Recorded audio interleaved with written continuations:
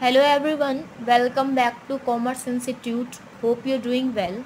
So in this video, we will discuss about meaning and characteristic of stock. And this topic is related to your BCom and MCom syllabus and UGC and NetJRF syllabus as well.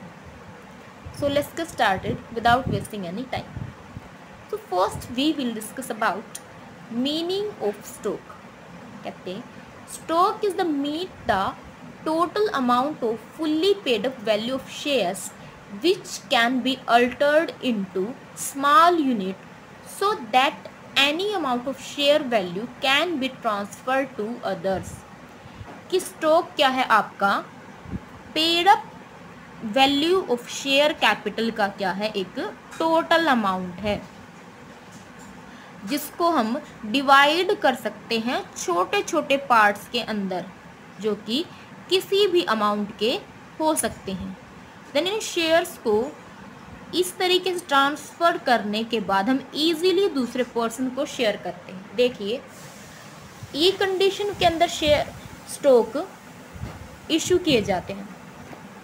आपके पास 100 share हैं और each क्या है 100 rupees का है, तो total आपके पास कितने हुए 10,000 अमाउंट के शेयर हुए। एंड ये सभी शेयर्स क्या हैं फुल्ली पेड अप हैं। सो जब आप इन शेयर्स को क्या करना चाह रहे हो सेल करना चाह रहे हो उस कंडीशन में क्या होता है आपका कोई शेयर परचेज करने वाले यानी कि बायर कहेगा कि मैं शेयर को 100 रुपये की बजाय अगर वो 50 रुपये के अंदर मुझे मिलता तो मैं उसको क्या कर लेता परचेज कर लेता। कुछ कहते हैं कि अगर ये 70 रुपये का मुझे मिलते शेयर्स तो मैं इनको परचेज कर लेता। तो इस कंडीशन में जब आपकी शेयर की फेस वैल्यू और उन शेयर्स को बाय करने वालों की जो नीड है वो मैच नहीं होती, तो इस सिचुएशन का सामना करने के लिए कंपनी ने एक न्यू इंस्ट्रूमेंट बनाया जो कि था स्टॉक। स्टॉक के अंदर क्या किया जाता है कि जो शेयर कंपनी के फुल्ली पेड अप होते हैं यानी कि उनके ऊपर सभी अमाउंट मंगा ली जाती है और सामने वाले पर्सन यानी कि शेयर होल्डर ने भी उस अमाउंट को पे कर दिया होता है, तो उस कंडीशन के अंदर आपके शेयर कैपिटल को शेयर की अमाउंट को स्टॉक के अंदर डिवाइड किया जा सकता है, स्टॉक के अंदर हम चेंज कर सकते हैं। और ऐसा चेंज करने का रीज़न क्या है कि जब आप कभी उन शेयर्स को सेल करना चाह रहे हो तो आप क्या कर सकते हो किसी भी अमाउंट के अंदर इसका कोई भी आपका इफेक्ट नहीं पड़ता कि शेयर की फेस वैल्यू क्या थी। जब वो शेयर स्टॉक के अंदर डिवाइड हो जाता है तो आप उसे किसी भी वैल्यू के अंदर और कितने भी पर्सन को क्या कर सकते हो सेल कर सकते हो। सो ये था आपका overall meaning of share and hope this is clear. The next is characteristic of stock. एक स्टॉक के क्या क्या कैरेक्टरिस्टिक्स होते हैं, क्या क्या फीचर्स होते हैं।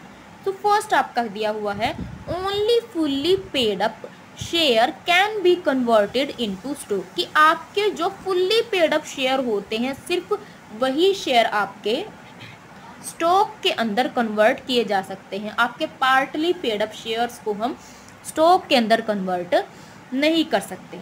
The second is entire stock of a company can be divided into various prices, कि आपके कंपनी के जो शेयर हैं जब हम उनको स्टॉक के अंदर कन्वर्ट कर देते हैं तो उस कन्वर्जन के बाद हम उसको अलग अलग प्राइसेस के अंदर क्या कर सकते हैं शेयर कर सकते हैं, डिवाइड किया जा सकता है। फॉर एग्जांपल आपके पास क्या थे 10 शेयर थे और पर शेयर की वैल्यू क्या थी 100 रुपीज़ थी, तो आपके पास टोटल कितने हुए 1000 रुपीज़ के शेयर हुए।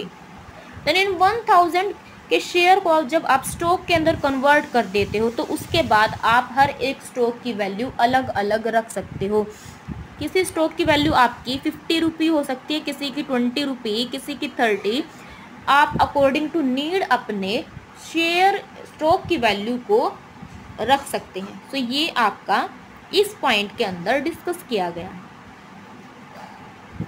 देन थर्ड के अंदर आपका क्या कहा गया है companies article must have provision to convert share into stock, कि कंपनी के आर्टिकल ऑफ एसोसिएशन के अंदर शेयर को स्टॉक के अंदर कन्वर्ट करने का प्रोविज़न दिया जाना चाहिए। उसी कंडीशन के अंदर आपके कंपनी के शेयर्स को स्टॉक के अंदर कन्वर्ट किया जा सकता है। अगर आपकी कंपनी के आर्टिकल ऑफ एसोसिएशन इस तरीके की कोई परमिशन नहीं देते तो आपके कंपनी के शेयर्स को स्टॉक के अंदर कन्वर्ट नहीं किया जा सकता। The next is stock of a company is a part of companies capital, कि जब आपके शेयर स्टॉक के अंदर कन्वर्ट कर दिए जाते हैं तो क्या हम उनको कंपनी के शेयर कैपिटल का ही हिस्सा मानेंगे या नहीं। तो इस क्वेश्चन का आंसर है यस। जब आपके शेयर्स को हम स्टॉक के अंदर कन्वर्ट कर देते हैं तब भी वो आपकी कंपनी के शेयर कैपिटल का ही पार्ट रहते हैं। Share holder of a company is paid the dividend by the company, stock holder को शेयर होल्डर की तरह हर एक स्टॉक के ऊपर डिविडेंड पाने का राइट होता है।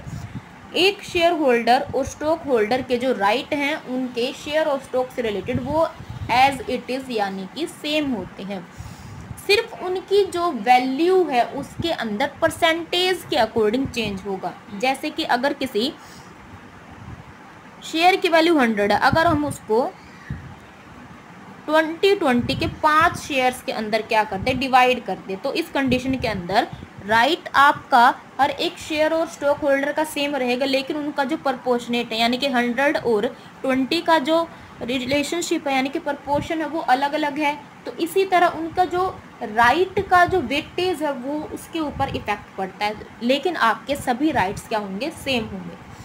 देन लास्ट है stock has no define number, कि आपके स्टॉक के कोई डिफाइन नंबर नहीं है, आप जितना चाहो उतना अपनी कंपनी के शेयर्स को स्टॉक में कन्वर्ट करने के बाद स्टॉक के कितने भी नंबर्स कर सकते हो। जैसे कि मान लीजिए आपके पास 10 शेयर हैं और ईच शेयर 10 रुपीज़ का है तो आपके पास टोटल हुए 100 शेयर की कंडीशन में, तो आप 10 से ज़्यादा उसके पार्ट नहीं कर सकते, लेकिन जब आपने स्टॉक बना दिया तो इस कंडीशन के अंदर आप क्या कर सकते हो, 1 रुपये का एक स्टॉक भी रख सकते हो, यानी कि आपके कोई डिफाइन नंबर नहीं है कि आप अपने स्टॉक की वैल्यू कितनी रखोगे। अकॉर्डिंग टू स्टॉक होल्डर वो अपने शेयर की वैल्यू कितनी भी रख सकता है। सो ये थे आपके meaning and characteristics of stock and I hope this topic is clear. If you have any query about this topic, you can ask down below in the comment section and don't forget to hit the bell icon so you will have all the notification from Commerce Institute. Thank you for watching the video.